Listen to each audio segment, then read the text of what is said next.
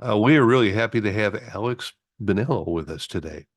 Alex is the main guy at Insoft, and he showed a very nice application. I don't know whatever else to use as the phrase for it, because it combines things. Yes, we have audio, and we're very much concerned with audio quality. And then as streaming started to get into this theme, stations would put up a camera and you'd get this one sort of static picture of the disc jockey and his console from the other side. And sometimes it was interesting and sometimes it wasn't. A few people put up dual cameras, and especially for the morning program where there was more than one talent, you could see two people occasionally talking when they were on camera. But Alex kind of has taken this to a much better place, and AI is part of it. So let's turn ourselves to Alex from Insoft, and the floor is yours, sir.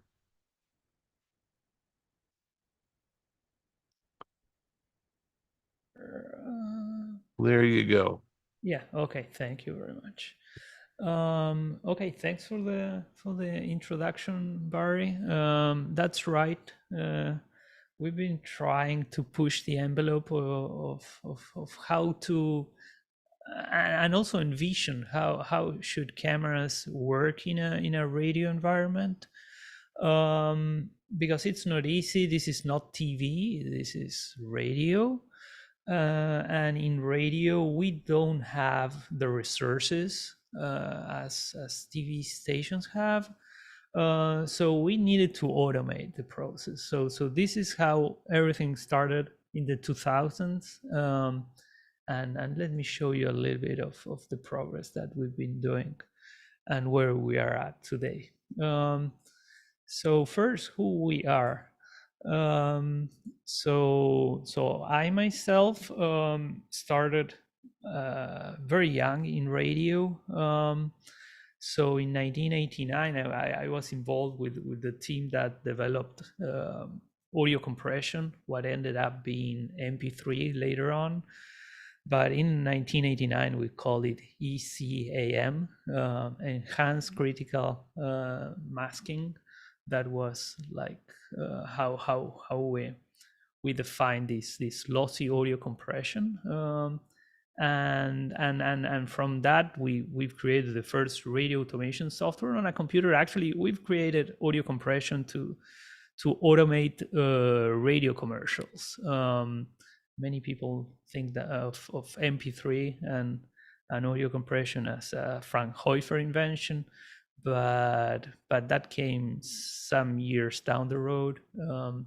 We've pioneered this technology for radio. So I always loved being at the frontier of technology in radio, right?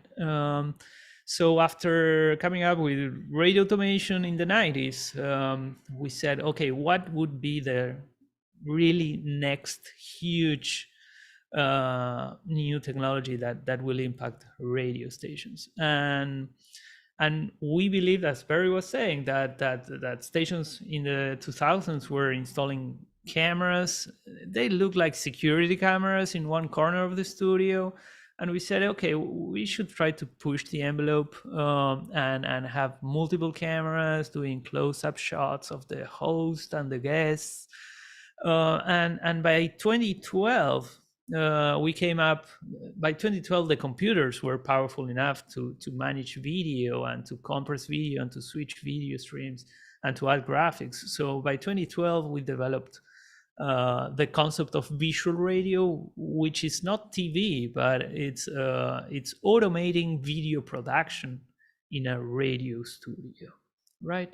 In 2014, we introduced HDVMixer, which is the current product that we will be talking today. And since 2014, I've been pushing this idea of automating camera switching and video production in radio studios. so that stations could do compelling Facebook lives, YouTube lives, Instagram reels, and that kind of social media integration, which, by the way, at the time didn't exist, right? In 2014, you would stream this video to your website, and that's it, right? Facebook Live, I guess it came the year after that, 2015. So certainly we started with this before social media was a thing, right? And in 2021 we introduced a new technology of radio automation, but we won't be talking about that today, at least. So those are a couple of cameras installed at the Husker Sports Studio in Nebraska, with a really nice WidNet console there. And as we were mentioning, the problem is how to do video production, right? And how to do it as a compelling product for the audience and cost effectively. Of course, you can do a compelling product if you have a person that will switch cameras manually, but that would be too costly for radio. So the fact that some stations cannot automate video production, that leads them to be leaving money on the table, right? In unrealized digital profits. So this is a nice thing to have, right? A system that will automate video production. And that's me at NAB 2014 with a small mixer on the table. You can see it there. And I have my hand on one of the faders, actually on the fader that will open this microphone that is in front of me. And each time I move that fader up, the software will switch to this camera here. I don't know if you can see it. That's doing a close-up on my microphone and on myself. And since 2014, I've been pushing this idea of automating video production. This was way before AI. And all the automation was done using the Tolly lights of broadcast mixers, so that when the Tolly light of microphone one will turn on, then we would switch to the camera doing that. And this is part of the booth of that NAB in 2014, and there was a ton of interest in our product, and that's how our company got started. Basically there was so much demand in that NAB in 2014, 10 years ago, that well, we decided to spin off and focus only in software, right? And our solution right now looks like this. It's a rack mountable server with the software and a set of cameras that each station would install in their studio. We ship the system as plug and play systems. Every cable is labeled, every connector is labeled, cameras are pre-configured with their IPs. So it's a plug and play kind of solution. And we also do provisioning, all the setup, and we do remote training through TeamViewer or remote desktop. And what we achieve, it's a station that will run 24/7 video production or 24/7 or just the morning shows or whatever they configure it to do, unattended, right? And this is a use case so that you have an idea of how this looks like in reality. This use case is from WSB. It's a Cox Media station, one of their flagship stations in Atlanta, Georgia. This is one of the big markets. That's why they wanted to add video to their morning show, right? And those four guys there, that's the crew of the morning show. The three guys on the right, well, the three guys actually are in studio. They do the show in studio, but the gal on the left, She works remotely from her, I guess, New York City apartment. So these guys needed a solution that will automate all the video production, but one of the team members was not even in the studio. So this was an hybrid workflow, which made it more difficult to automate for them. Of course, with AVRA, it's super easy to do. So that's the wide shot camera. That's a screenshot of their stream. As you can see in the studio, you don't see the gal because it's not there. This is the Atlanta studio with the 3 guys in there. But when you watch them, if the gal starts talking, as you can see there on the right, it will do a split screen between any of the studio cameras and the remote co-host, right? And that happens seamlessly. It's done by HDVMixer. This is what was added to the studio to accomplish visual radio. So 1 through 5 are the cameras. We normally install 1 more camera than microphones in the studio. So here you see 5 cameras because there are 5 microphones in that shot. The 6th camera is the one taking this screenshot, right? It's up in the wall, and it's a wider shot camera that picks up the entire studio. So they have 5 microphones and 6 cameras in here. They then have confidence monitors, which are these tiny little 10-inch monitors that there's another one here for the host, and this other co-host has a big TV monitor. Well, actually the computer monitor, so he doesn't need an extra program output monitor because he can see it on the main computer screen. But it's a great idea to install monitors so that everyone can see what's being streamed, especially when you have a remote co-host or a guest. It's important because that's the only way you can see them. And this is how this particular system looks like. They are a WITNET facility, so we talk WITNET, and we talk to the blade, and that way we know which microphones are at any given point in time on the air. And we also get audio level information from each microphone, so we not only know if a microphone is on air, but also if someone is talking into that microphone. Okay, and that's important because if a microphone is on air but no one is talking into the microphone, the system may decide not to switch to the close-up shot for that microphone. So that's why we integrate with WITNET. On one side, those are the blue lines here. Then we have black lines which go to the program output monitors and the computer monitor for the UI. The UI is web-based, so it can be a monitor connected to the computer, or it can be open on any device with a web browser. And then we talk to Wide Orbit. Actually, Wide Orbit talks to us, and it's sending us the now playing information.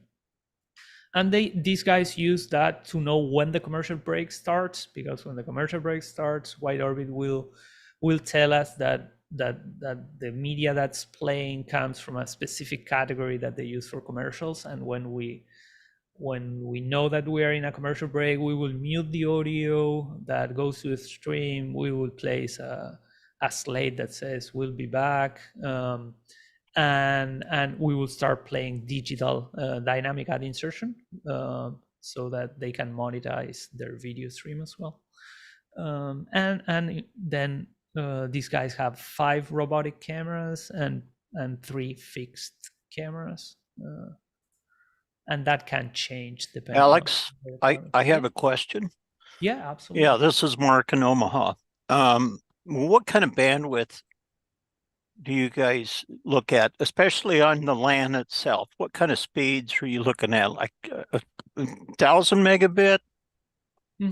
So More? each Yeah. each video stream, when you stream to Facebook Live, an average Facebook live stream will require 2 to 3 megabits per second of upload speed. Okay. You can do more than one Facebook or YouTube at the same time, because maybe you have the Facebook page for the morning show, then you may have the Facebook page for the station.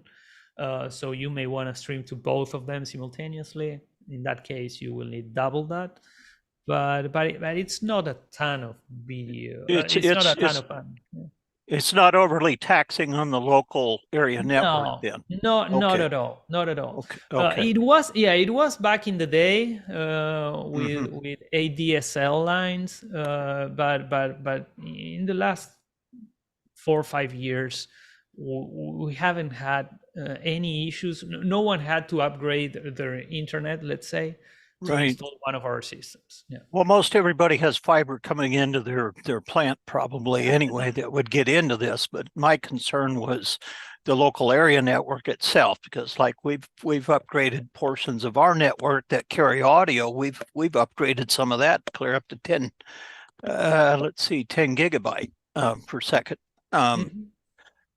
speeds. Yeah. So that's what I was curious about. If 1,000 was good enough, or maybe less than that. Okay. Gigabit Ethernet, it's perfect. Yeah.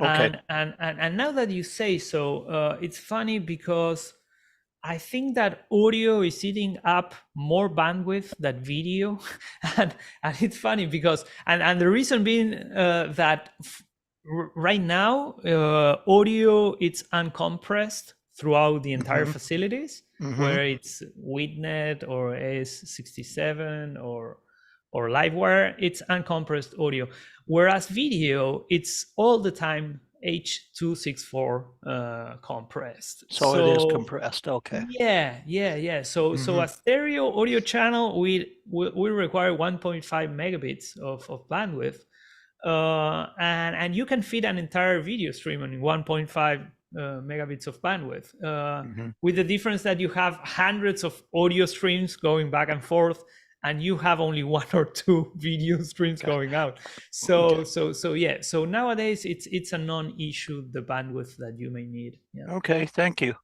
No, great question. Yeah. And these particular guys, well, they have like a bunch of video sources. They have the 5 cameras that we were referring to, the close-ups. Then they have the wide shot, which is this camera 8. Then they have a board up camera, so that when the board up turns off his microphone to just comment something on the air, the system will split the screen and show the board up in the stream. And they have camera 7, which is the caller, the screener, right? The screener camera. So that if he again punches his microphone, he has a camera as well. And then at the bottom we have these remote feeds. So the gal, the co-host that works from home, she's there in Airlink number 1, bottom left, and there's a guest which is on Airlink number 2 in this particular screenshot, right? But you can mix and match cameras, remote feeds, video players, you name it, right? It's super flexible. And this is a screenshot of what happens when the host is talking and the remote co-host is talking. This is a happier shot. This would be an example when the 2 remote, the co-host and the guest, the remote co-host and the remote guest are talking back and forth. It will split the screen between them. And if the main show host will jump in, then it will split in 3, right? And all this happens automatically. And when you have like 10, 12 video sources, it's so much better that it happens automatically, because it would be really difficult for a human to be paying so much attention to switch all these. Of course, for an NFL show, for an NFL game, they do have 12 video sources and more, but certainly they have huge crews, right? But all these happens automatically, and for radio, that's what you need. Here you can see the user interface. As we were saying, it's a web-based user interface. This is our newest version. We have just launched it at NAB 2024. And on the top right, you see the program output. And at the bottom, you see all the different scenes that either you can click and override the automation and go into any of those 40 different scenes that you have there at the bottom. Or you can click the AI mode here at the top, that blue button that says AI mode, that right now it's turned on in this screenshot. And the AI mode will do the switching on your behalf, right? Which is what most stations use most of the time. Alex? Yeah. I see that you label the cameras PTZ, so I assume that you're using PTZ cameras. And do you have some sort of AI or focusing ability that's automated, since the cameras are going to be moving around and so forth? Mm-hmm. That's a great question, David. We are thinking on adding some tweakability. Yeah, the cameras. Yeah, mainly we like installing PDC cameras. PDC standing for pan, tilt, and zoom. So these are cameras that can be moved electronically. They can be remotely controlled by the computer. And it would be nice to be able to move them and tweak the shots sometimes. So we're thinking, in adding in a future version, an AI capability to tweak a little bit the shot. We don't like to tweak too much because mainly we have one camera per microphone, right? So it's not that you will need to be tracking someone all over the place.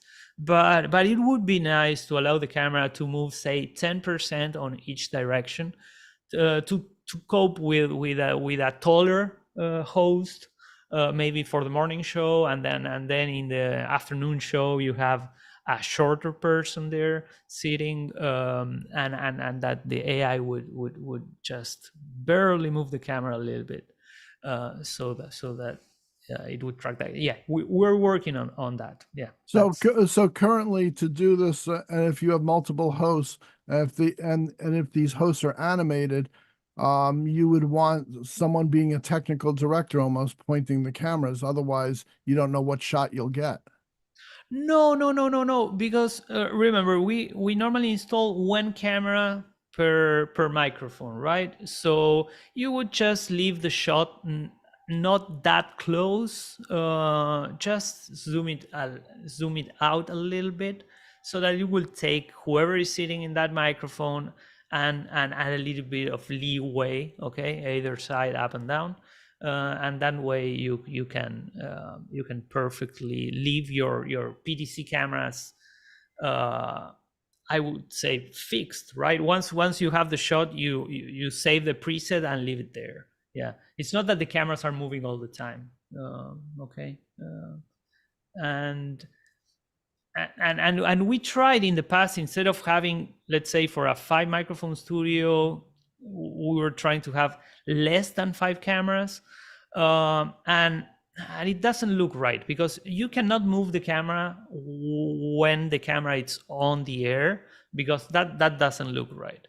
So you need to have one camera that's on the air and use the other camera to try to track whoever starts talking. At the end of the day, it's much easier to have one camera pointing towards each microphone. Yeah. Okay. Alex, I see that you mentioned you've got 40 inputs here. Does that allow you, for instance, for let's say you're broadcasting the high school football game? Can you put one of those cameras out there in the stadium and bring it back into the mix? Yeah, absolutely. That's what you can do. And actually, if you see there, scene number 15, it says router. This screenshot is from Univision out of Houston, Texas. They have this radio studio, which is their newest studio. They had finished the build like a month ago. It's called Euphoria Digital Studio. But Univision, it's a radio network and a TV network.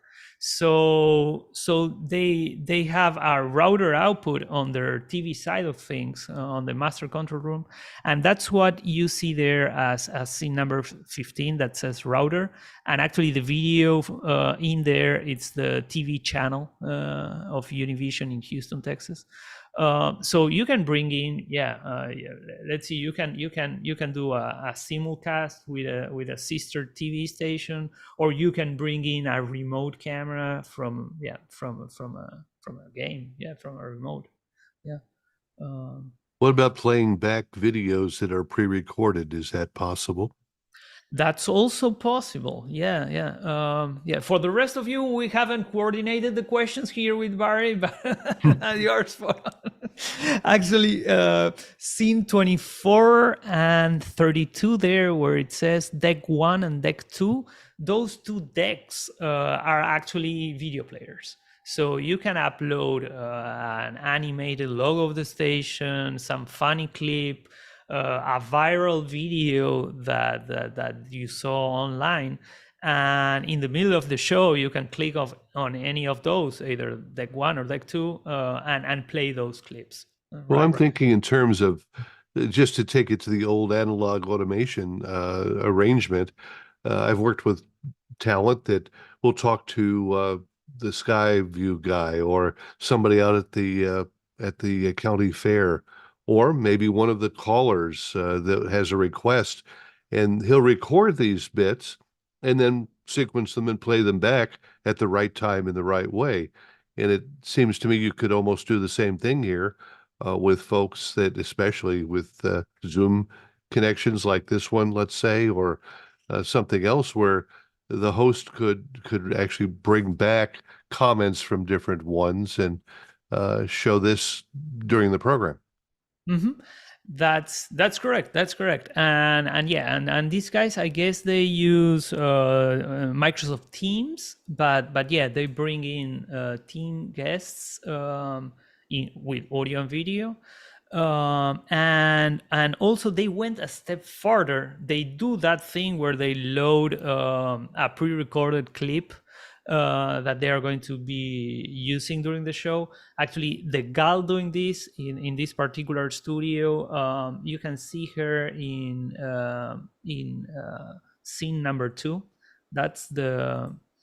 She's a co-host of the show, but she's also the producer. Right, it says producer there, and this gal will upload these pre-recorded clips not only to deck 1 and deck 2 to be played, but also to scene 16 there, which will play those clips. The audio will go to the mixer board in the studio, but the video will go to the digital signage monitors. Do you see? In the program output, you see a huge monitor in the back that says freeway or something along those lines. And actually in the preview, you see that monitor as well. So that monitor, it's video being played by HDVMixer by scene 16. So they have some show segments with pre-recorded video and audio, and it will play there, right? So yeah, they're spot on, and that works great for them.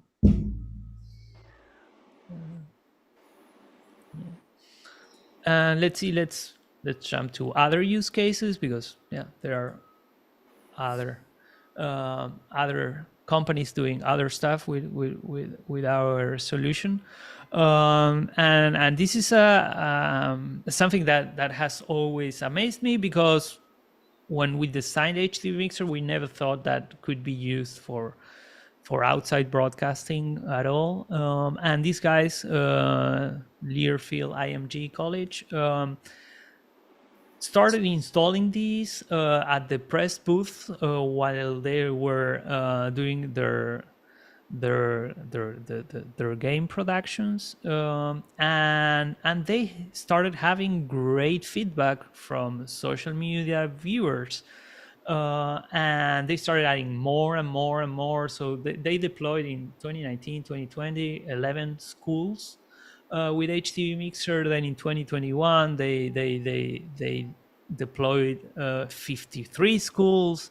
And then in 2022, this is an old presentation. It's a screen grab of an old presentation. But in 2022, they increased that to 75 schools. So now they have 75 schools in which they stream all their games. But they don't have the rights to stream the game, right? They are streaming just the press booth. And with great results. You would say, who would want to watch this? But certainly there's a ton of followers that want. Yeah, and during all these years of recording shows from the press booth, there's a 10-second clip, 15-second clip, which I think it's the best clip ever recorded with HDVMixer, and I wanted to share with you, and it went viral in Twitter. It had like 12 million views in Twitter alone, and let me play it for you.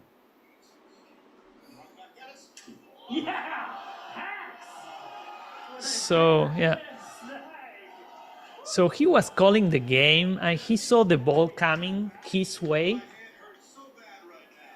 And the guy extended his hand and he catched the ball, which is absolutely nuts, right? That's 1 in a million. So yeah. So this proves that there's value in having cameras in a radio production, right? Well, they may not have rights to the whole event, but just like other television stations in the market or networks, they can show key plays or short bits. I think there's a doctrine that says that there's an implied ability to do a little bit of showing. They haven't tried that yet, but certainly, yeah, it's something that they can totally push, yeah, in the future. They branded all these streams like behind the mic, so I think that the theme it's okay. We only show you what's behind the mic, but yeah, but certainly it makes sense. Absolutely, yeah. They could Alex? totally, yeah. Mm-hmm. The output of your system, are you sending SDI or what are you sending? Considering that a lot of plants now are looking at even going 2110 and so forth. What sort of output are you giving out? Great question, David. So we can do 2110 and we can do SDI, and what most radio stations use is NDI. I know that for a TV facility, NDI it's a bad word, but in radio it's acceptable quality, right? So a lot of your customers are going into like a TriCaster or something.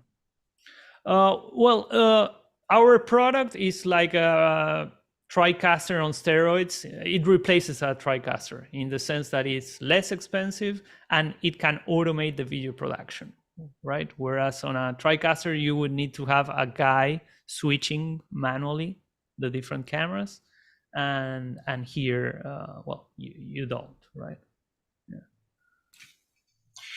The interesting thing about streaming this kind of programming is that there's nothing preventing your audience from bringing up the actual stream of the game on one part of their screen and not having the sound up on it. And that way your show can be providing the talking about it. A lot of people will, for instance, watch a football game, but they'll turn down the sound of the reporters on television and turn up the radio network for their favorite team.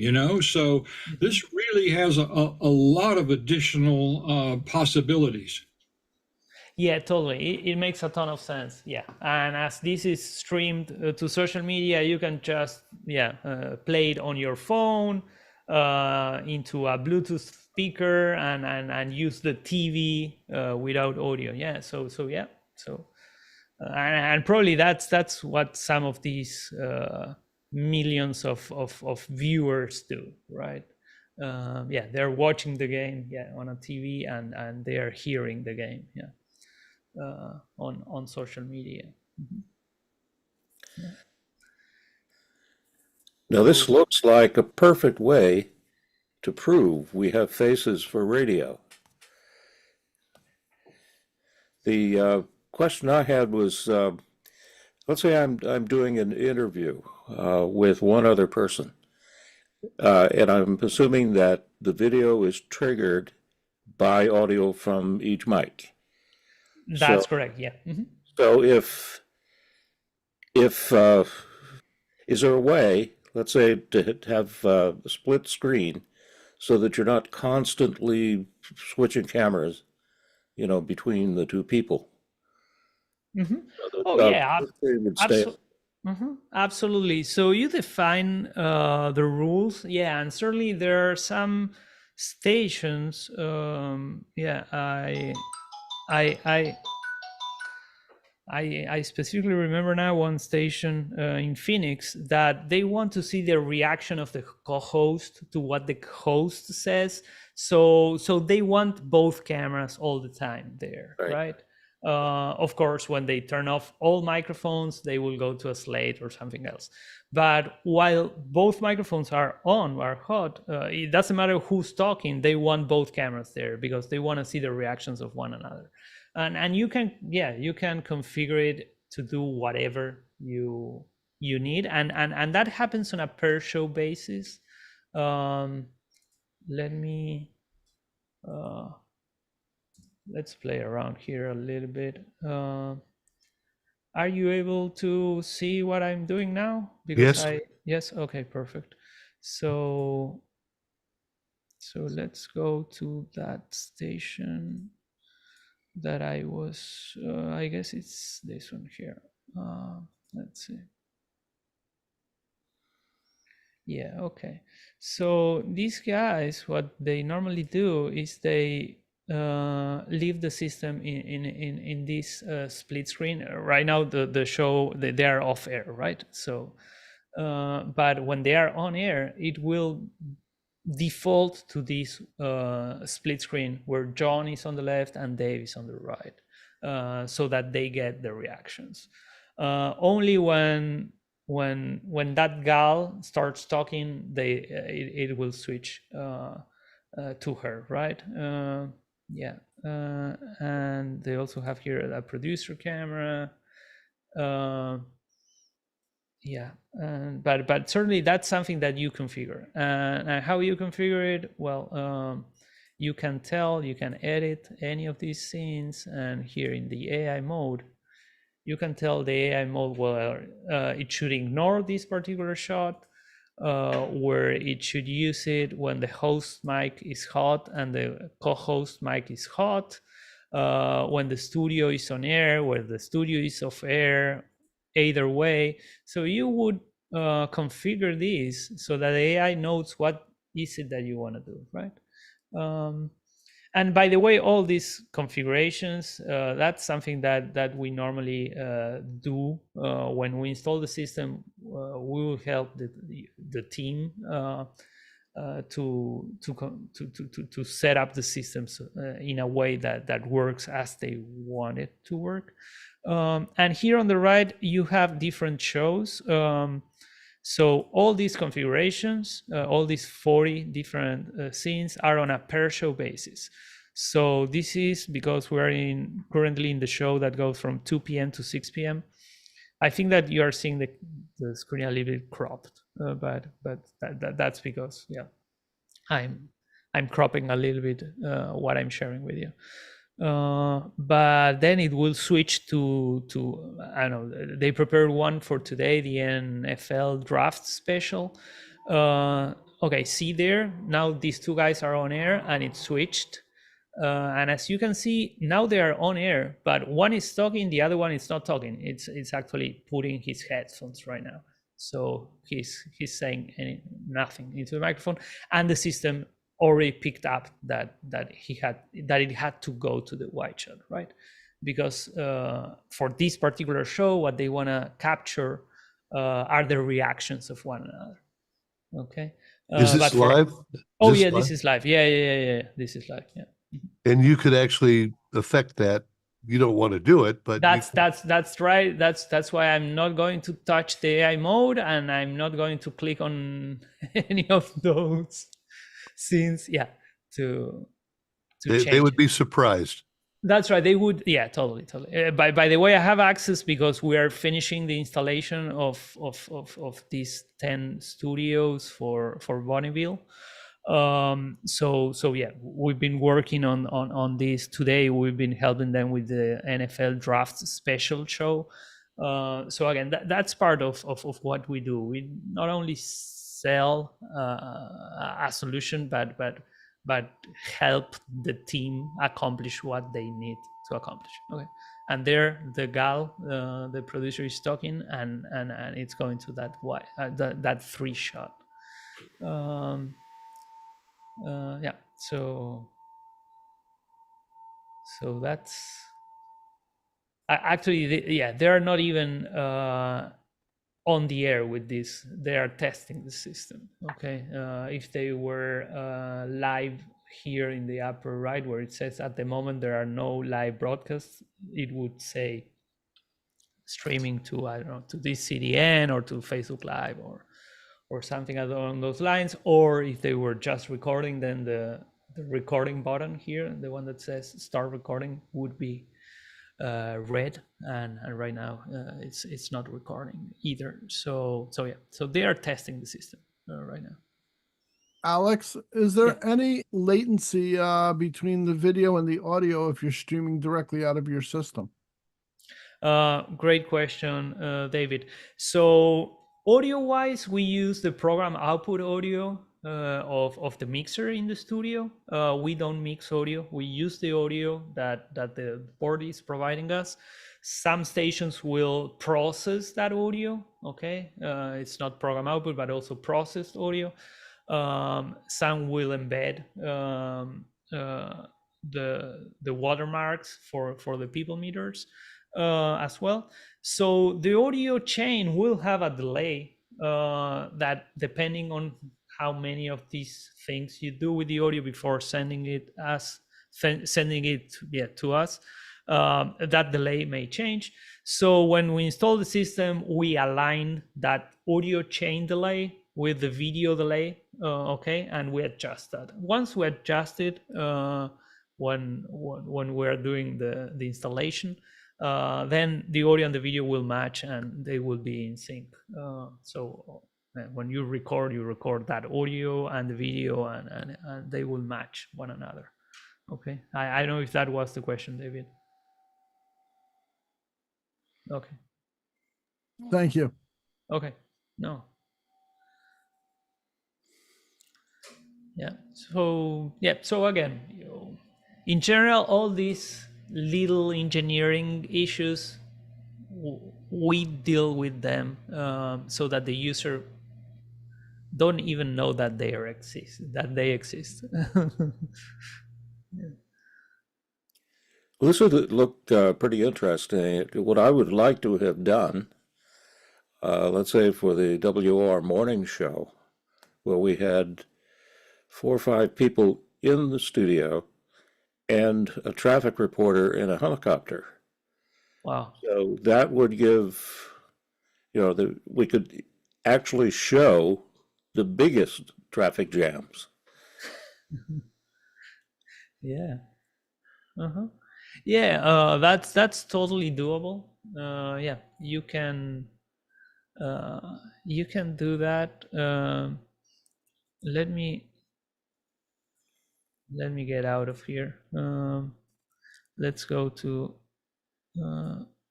something. This one. Okay, let's go to this one. So this is a demo system. And in here, I have some scenes that are called Aerolink. And what this is exactly to do that, Rick. Instead of having a camera as a video source, I have one of these Aerolink links. So I can select a camera or an NDI feed or one of the players, the video player decks, but I have Aerolink selected. And when I have Aerolink selected, I have here an icon that allows me to copy a link. So if you share this link with whoever is in the helicopter, he will click on this link on his cell phone or on a device or well, yeah, with any device that has a camera and internet connection, and he will magically show up here. Okay, so I have just copied it to the clipboard, and if I now open that link, then my video will show up here on bottom 25. Okay, I don't want to mess around with Zoom and this, so I won't do it. But believe me that if I were to open that link, my camera will be showing here. So it's super easy to bring someone else into the mix. That top picture too, that camera's in Connecticut. Oh, Mary, you were here. That's right. So yeah, tell the story of RJ Perkins. Yeah. So this is a demo that RJ Perkins has at his house. So the camera's facing his backyard. Yeah, absolutely. Yeah. Yeah. So that's the story of this. There's a lot of versatility with this system. I put in the chat box a link for WUKY that they have a camera in their performance studio. So they're able to capture events that occur in their performance studio. And it's being ran through this system. Mm-hmm. So we market it under the name of AVRA. Yeah, that's right. So we offer the product as HDVMixer or as AVRA, as Mary correctly mentioned. Yeah.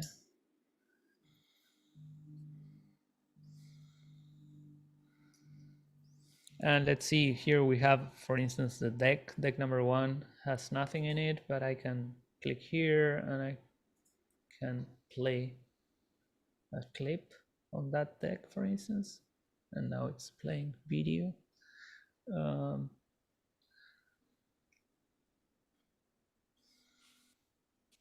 And here you can control the cameras. Okay, we have one camera on the air. Okay, perfect. So let's see, I think it's this camera here. No, it's not. Should it be here? This one? There we go. Yeah. Okay, so you can even control the cameras remotely. All right. Yeah, or zoom in into the forest. Let's zoom in faster. Okay. Is that a digital zoom or an optical zoom? This is an optical zoom. Okay. Yeah, these PDC cameras that we generally recommend, they are quite inexpensive, and they have such a fantastic zoom capabilities. And actually, yeah, not digital zoom, but analog zoom. Let's zoom in.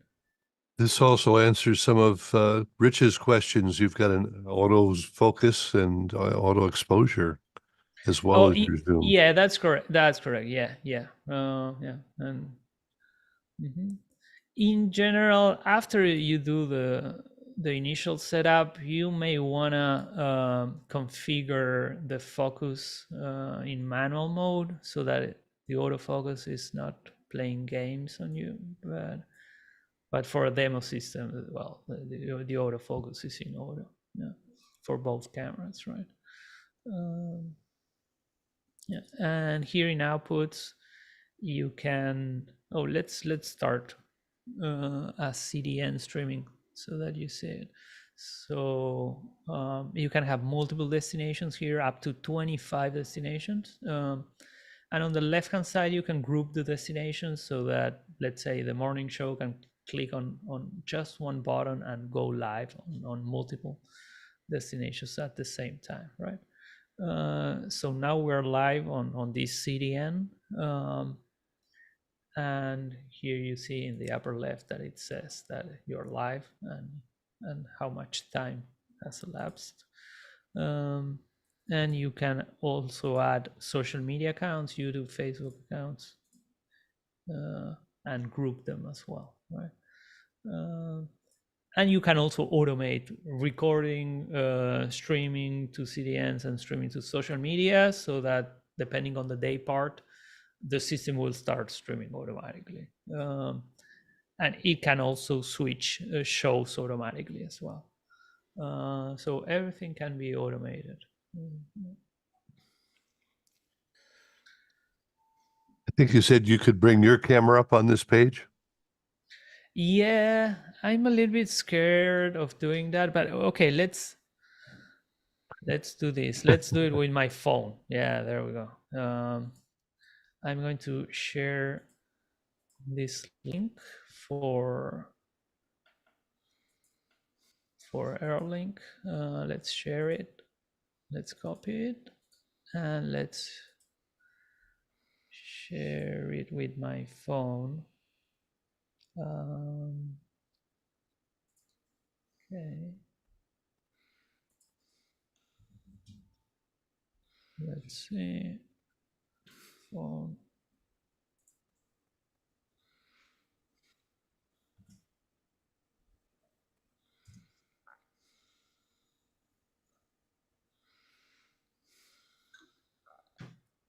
Okay. I'm sorry if I asked a bad question here. No, not at all. No problem. So, No, I think okay, Zoom so, just adds a little extra to it. oh yeah, okay. So okay, I'm clicking on the link that I have just sent myself. Okay, it's showing there the camera. I'm going to click here, connect. Okay, so now you see that there in button 25, you see video. Okay, coming from the camera. Let's point it towards the window. There we go. This is a nice view. That's my window right now. What in the world am I doing here? Yeah, right. I should be down there, right? Thanks, Yeah, Alex. Boy, you're a real pal. Sunbathing. Yeah, absolutely.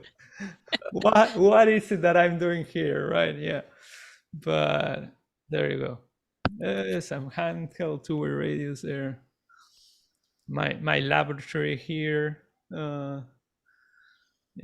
and the beach over there. Yeah. So it's super easy to bring in like a guest, right? Yeah, you just share a link with them and they will show up. And by the way, here in my phone, let's show the phone here.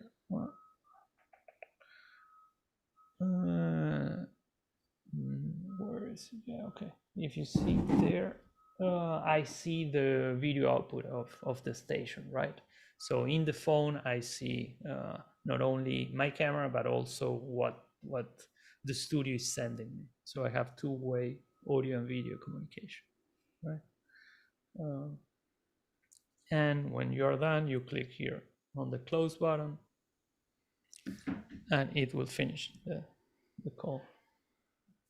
If you can call it a call, right? We'll ask if anyone else has any questions.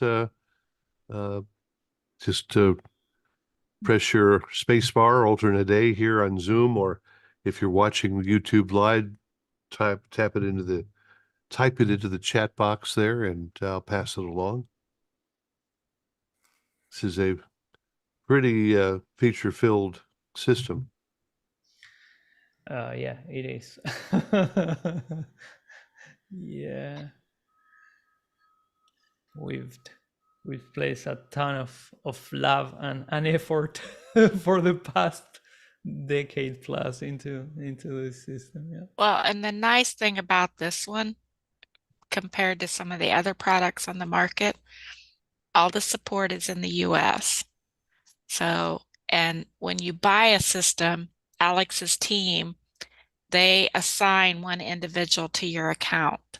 So you're not having to talk to different people. So they know your system, they know your needs. So when you call for support, you're not having to, answer a million questions. That's right, Mary. Thank you for that. Yeah, so we assign a tech support representative for each account, for each customer, so that he can track progress and he knows exactly what you are up to. Yeah. So that has worked great for us. Yeah. So that's what we normally do. Yeah. One of the biggest advantages is probably getting the talent to dress better. Well, yeah, that's a byproduct. Yeah. It always annoyed me as management. I had to wear, coat and tie, and my talent weren't required. Mm-hmm. Yeah, that's funny. I think that social media changed that a little bit, because now everyone is trying to have, like, I don't know, a video reel every day. So that, yeah, they have to dress a little bit better one way or the other.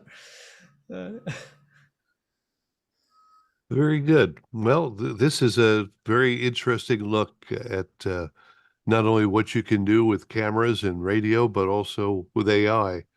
And I certainly want to thank you for bringing this to us, Alex.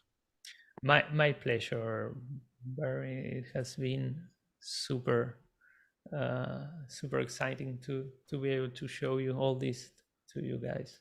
Not Thank the you only very thing that we much. couldn't do is do a live show right now, and that would be interesting. Maybe another time we'll have you back and we'll let you play the host and see what we can do.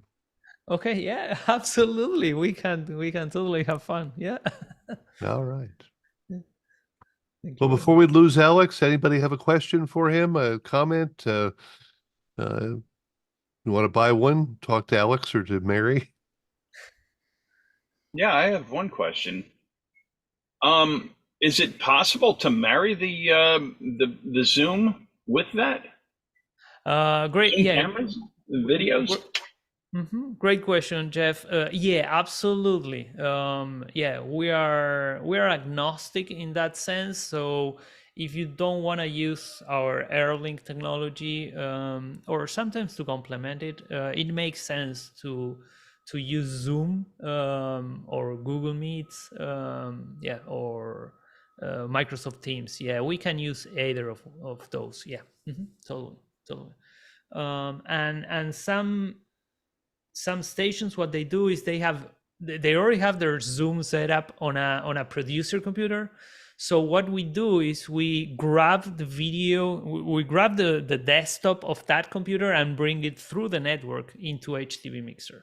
So we don't change the workflow that the station already has, maybe for Zoom, where the Zoom computer, it's a different computer that maybe the producer or the screen color, yeah, the color screen uses. So yeah, we just bring the video from wherever